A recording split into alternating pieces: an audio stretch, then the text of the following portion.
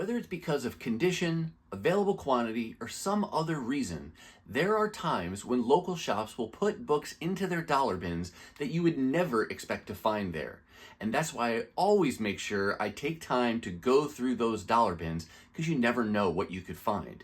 And in today's video, I've got an awesome haul of back issues to show you that I picked up during a summer sale hosted at one of my favorite local shops.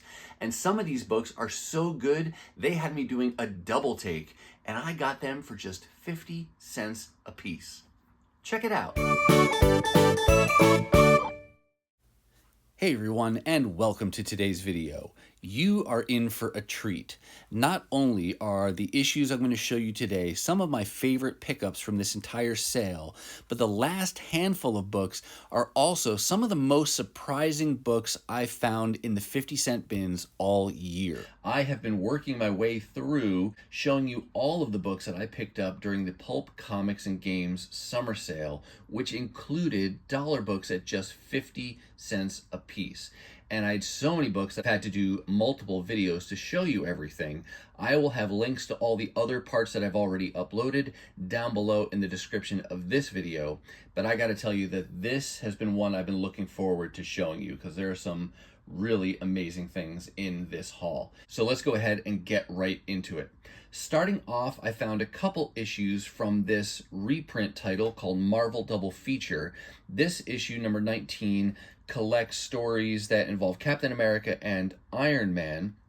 This was a 21 issue reprint series, and I've been putting this together just because it's an easy, affordable way for me to get some of those original stories that were printed in Tales of Suspense. For example, this first story comes from Tales of Suspense number 95, and then flipping through here, usually the second story will come from a different issue, not from the same issue. But this one, nice surprise, reprints part of Iron Man number 1. So that's a great find as well. You're not going to find Iron Man number 1 or this story for 50 cents, so nice that I could get it in the form of a reprint. But I picked up issue 19 and then also issue 20. As I said, this reprint series ran for 21 issues altogether, and I think now I'm about halfway through, but just a fun way to be picking up some of these older stories.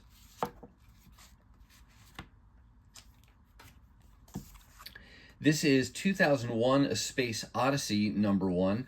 I had never seen this before, didn't really know anything about it, and I think this was actually the very first book I found on my first trip down to the sale. And you know that feeling when you start digging through boxes, you don't know what you're going to find, so you just start grabbing anything just to kind of prime the pump and get that pile of books started. And this is one I started with, and sometimes you put some of those books back when you do find other things that maybe you want more, but I wound up keeping this one, and for a couple reasons. One, it's a number 1, and then secondly, this is actually written and drawn by Jack Kirby. So 1970s Jack Kirby, and I think this series only ran for like 10 issues, but just seemed like a kind of a less popular thing to be able to find from Jack Kirby, and again, it's a number 1, so 50 cents, easy peasy. I love finding these Marvel 25th anniversary border covers whenever I can. I don't expect I'll ever find all of them in the dollar bins or 50-cent bins, but I'm getting pretty close. And this one, of course, is from Marvel Tales, featuring the sensational Spider-Man. This is number 193. I actually have a copy of this already. I got this one to compare to my existing copy to see which one's in better condition.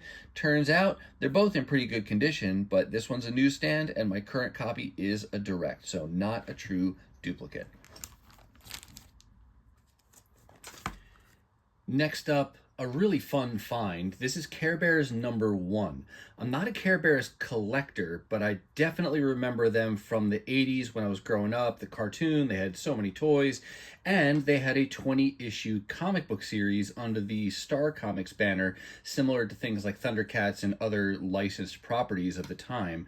But I was really excited and surprised to see number 1 in the normally dollar bins, but as I told you, 50 cents for this sale, because this has got a little bit more value. You know, nostalgia definitely drives the price up on some of these books.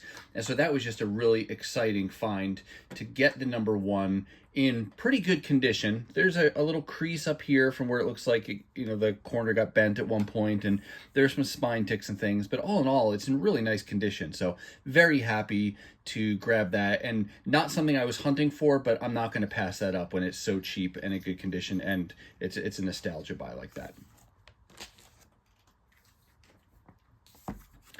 This was, call it an impulse buy. I was just flipping through the boxes, came across this early Bronze Age reprint issue. I didn't even know that much about it when I stumbled across it. I just saw Supergirl, knew it was early 70s from the cover, and said, yeah, I'm going to go ahead and get that for 50 cents. What I've looked up since then is that it is a reprint title called Super DC Giant. The numbering I don't fully understand. It looks like, according to CLZ, that this part of the run started in around issue 12 to 15, somewhere in that range. So maybe it was a retitled series for the first dozen or so issues that came before this.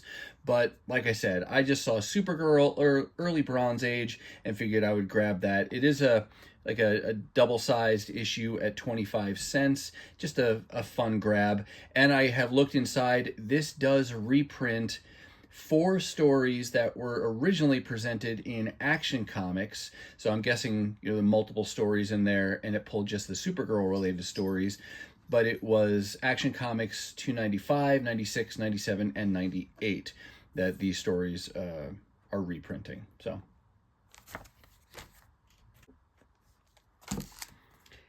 here we've got kind of a random buy. Not completely random. I love the X-Men. X-Men Unlimited is an anthology series that I go back and forth on whether or not I want to collect the whole thing.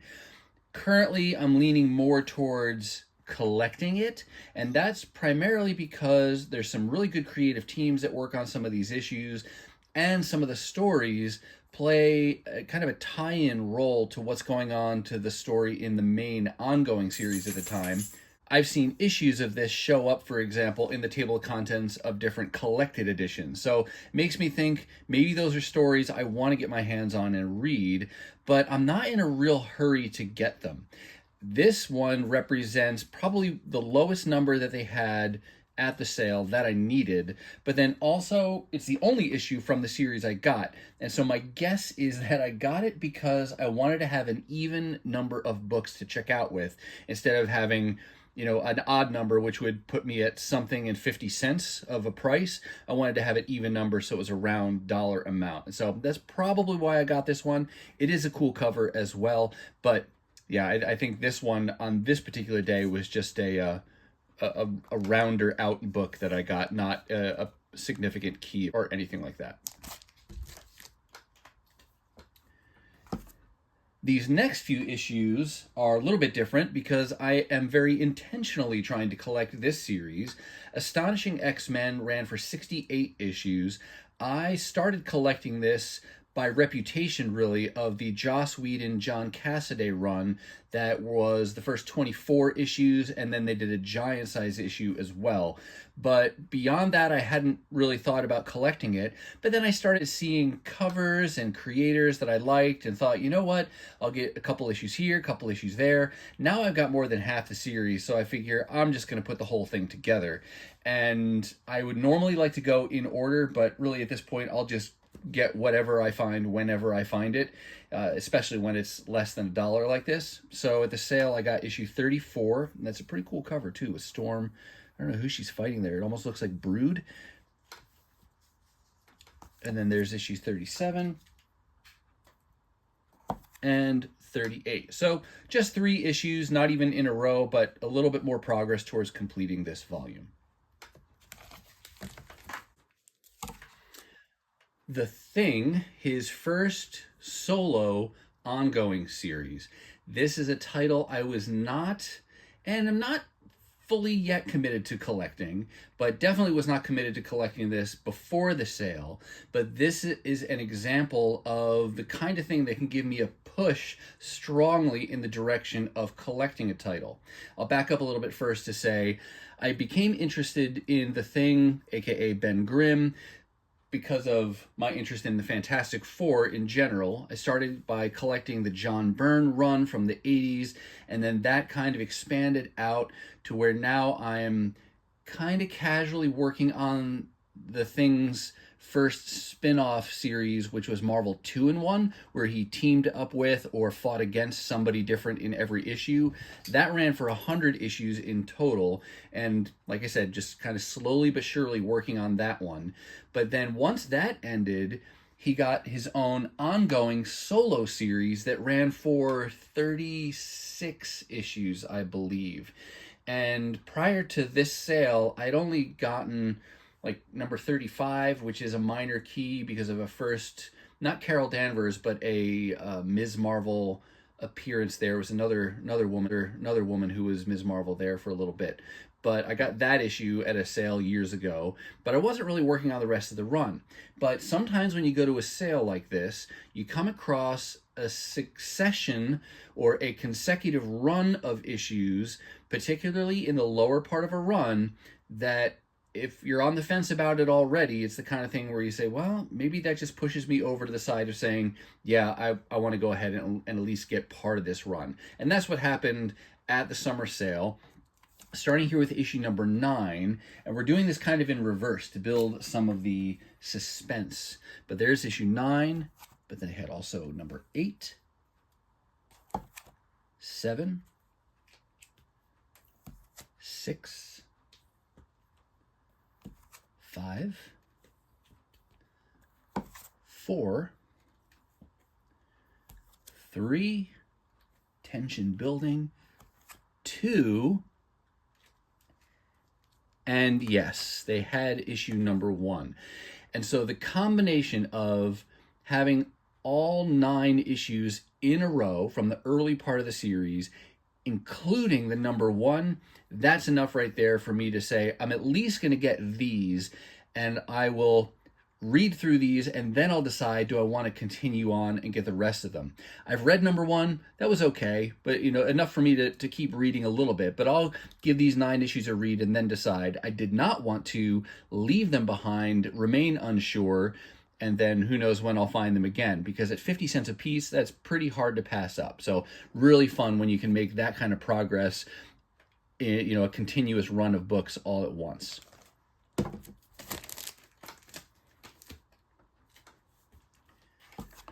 I love finding G.I. Joe for $1 or less. I will admit that my exposure to G.I. Joe in the 80s was isolated to the cartoon. Watched that show a lot, enjoyed it, but I never collected the toys, never collected the comic book.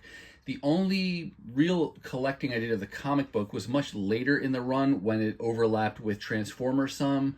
I want to say that's like in the issues, like in the 120s or somewhere in that time frame, much more towards the end of the volume, that they had a few crossover issues with the Generation 2 characters from Transformers. And of course I did have the G.I. Joe versus the Transformers 4-issue limited series as part of my Transformers collection, but never collected any of the main run, really. Got a handful of issues here and there. At the same time, I still like to find them. I will say I've been tempted by the new G.I. Joe collected editions that Skybound is doing now that they have the license. I am keeping up with G.I. Joe currently and the limited series that they've had going, so I'm trying to get in at the ground level for the Energon universe, but they are going to be doing compendiums of the original Marvel series, and I've been tempted to go ahead and pre-order the first one of those, but I think I'm going to really try to exercise willpower and not do that. I think I'm going to content myself with finding single issues like this from that first series, and we'll see how far I get with building out a run. This is number 3, so obviously we're really close to number 1. I don't ever expect to find number 1 in a dollar bin, and that's okay. But having number 3, I might have found number 2 at some point, maybe a second printing or something, can't remember offhand, but still really nice to find these low numbered issues. But on top of number 3, I found number 4, very iconic cover. Same with number 5, really nice to find those in nice condition. But then they also had issue 29. I did get 2 copies of that, but if you notice, they're a little bit different. This is the same down here, cover's obviously the same, but if you look up by the corner box art, you've got the price and the issue number and the month on this first print. Here you've only got the price and the issue number, none of this UK, Canada, and November in there. Turns out this one is the 3rd printing of this, and I just got that because it was different, so I figured why not go ahead and get the 3rd print in addition to the first print. But then they also had issue number 30 and issue number 33.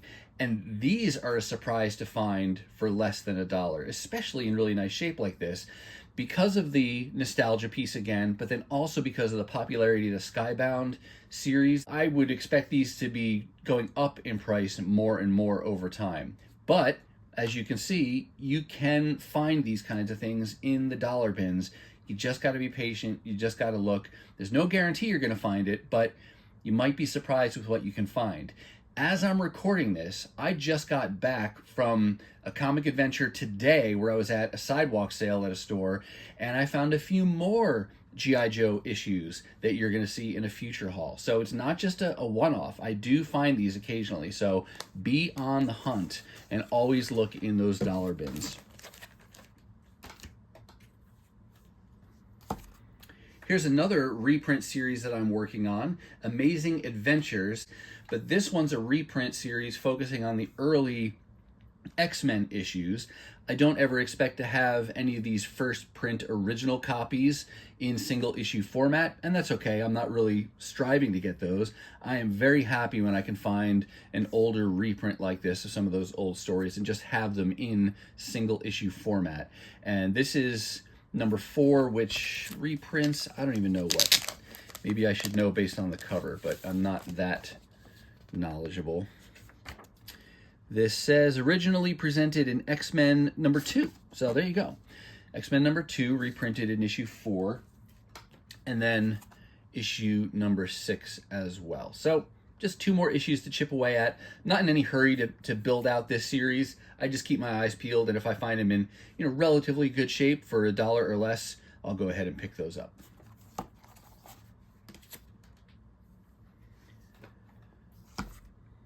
I love completing limited series when I only have a portion of the limited series to begin with, especially when I don't have the beginning of the limited series. In this case, we're talking about New Avengers Illuminati. It was a 5-part limited series, Jim Cheung doing the art. I love this era of Avengers and New Avengers, and I love Jim Cheung as an artist. I had only ever found issues 3, 4, and 5 from this limited series, and I did find a reprint of issues 1 and 2 where they combined both issues in one. But even though I had the whole story, you could read the whole thing, there's still a part of me that says, if I ever find those single issues, I'll go ahead and double dip and I'll get those as well. Well, this day, the sale was my lucky day because they had Illuminati number 1 of 5 and number 2 of 5. So great now that I can say I have the complete limited series in single issue format, and then I have that slightly collected edition that has issues 1 and 2 together. These are kind of minor keys. I say it kind of loosely because it's not the first appearance of the Illuminati or anything like that. It's just the first limited series featuring the Illuminati. Their first appearance is early in that New Avengers volume, and then they have a one-shot as well, and this comes after both of those things, but still really nice to complete the limited series.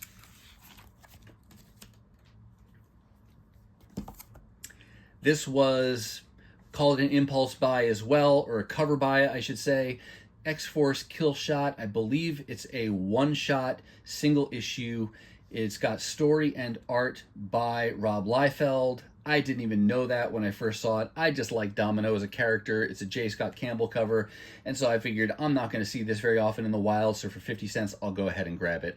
That's really all there is to it. I do like X-Force as a team overall, though, so it definitely scratches that itch as well to help build out my X-Force collection, but primarily this was a cover buy.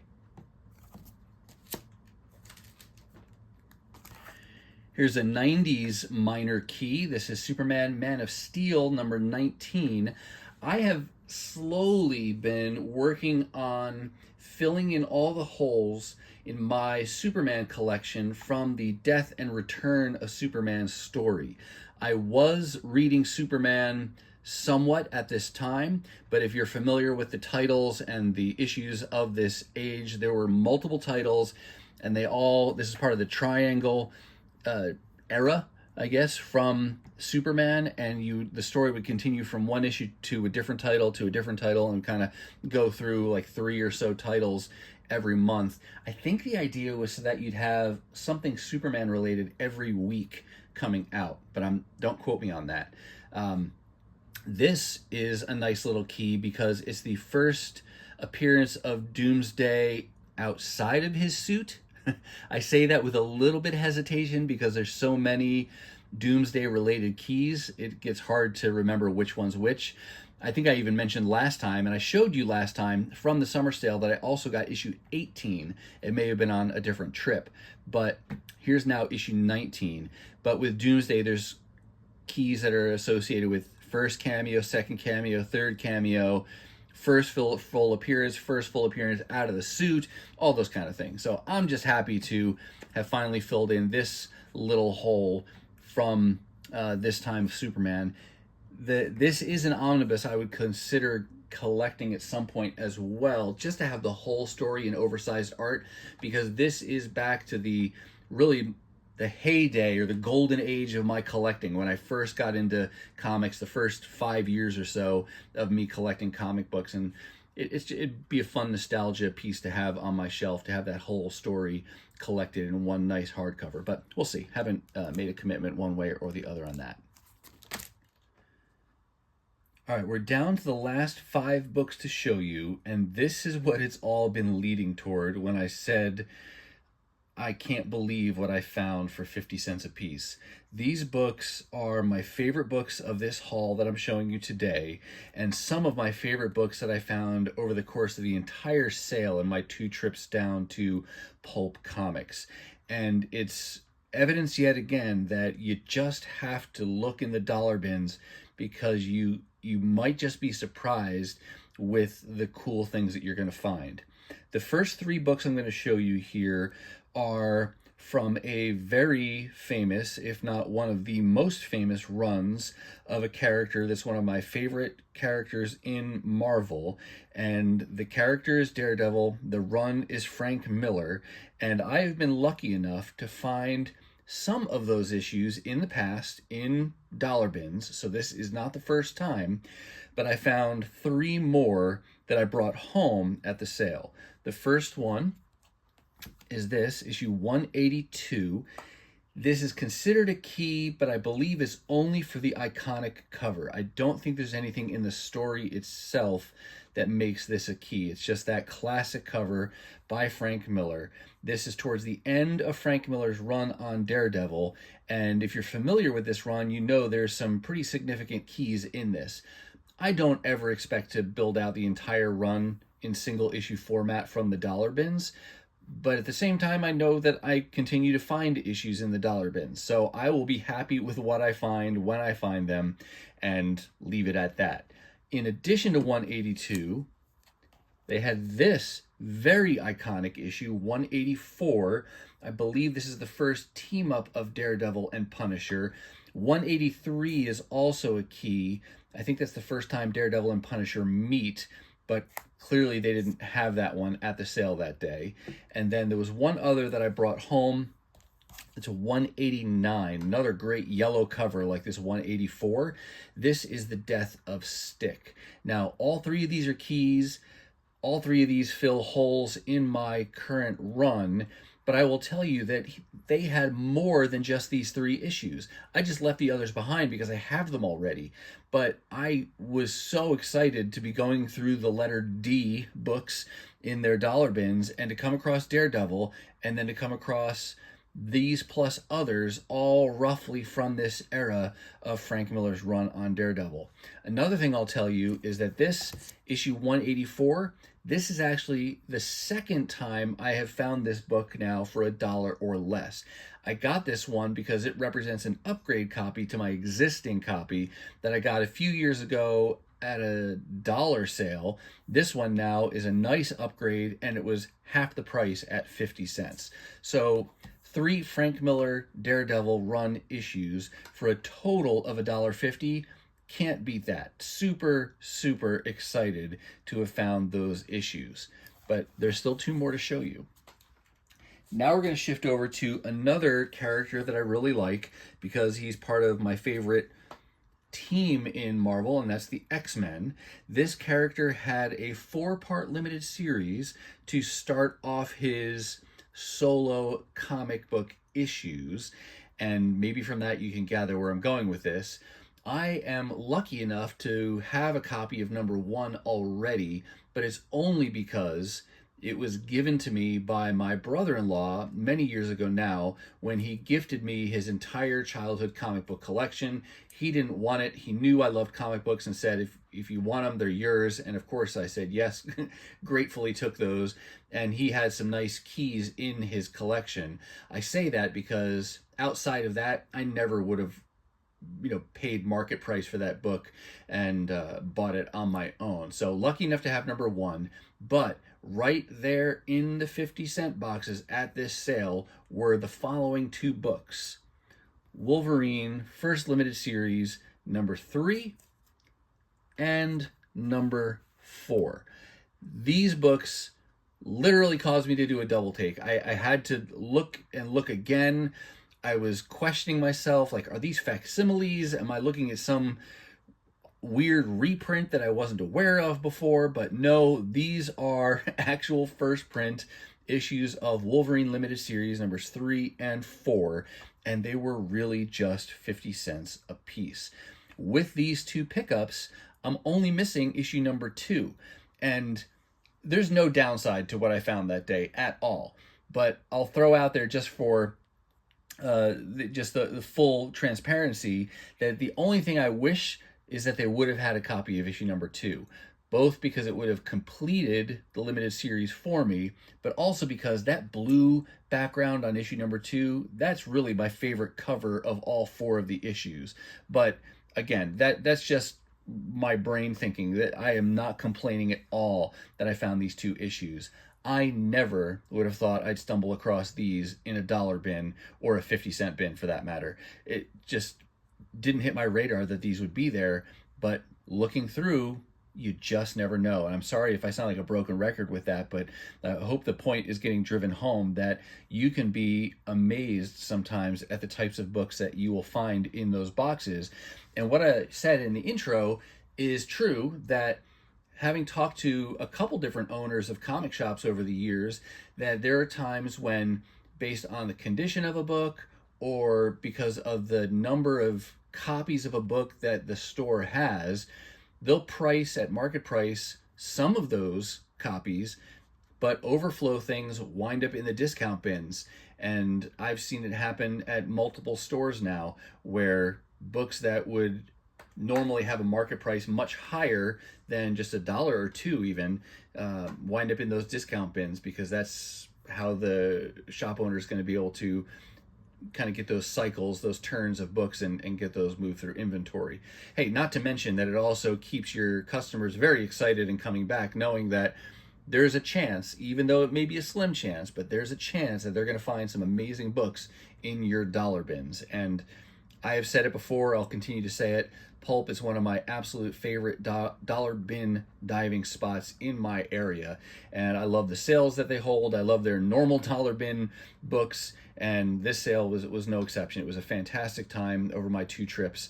I do still have one more haul of books to show you right over there. coming from this sale, and those are going to be a few single issues here and there, but really going to focus that final haul on two particular runs that I was able to make some tremendous progress on. So I hope you'll come back and check out that haul video. But do you have these? Do you have similar stories where you were diving in the dollar bins and you stumbled across something you never thought you'd find there? Let us know in the comments down below. But with these two books, that's going to close out this pretty epic haul from the Pulp Comics summer sale.